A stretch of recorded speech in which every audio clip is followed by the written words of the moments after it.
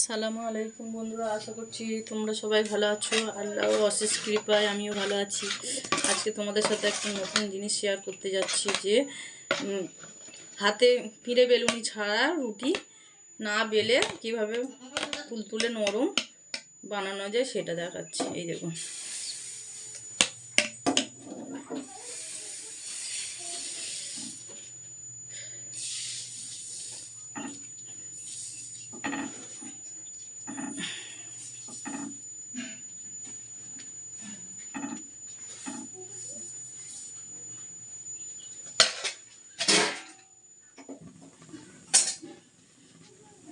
একদম তুলতুলে নরম রুটি হবে।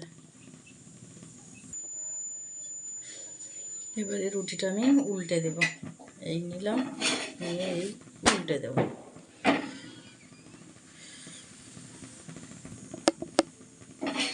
অল্প একটু তেল দেব।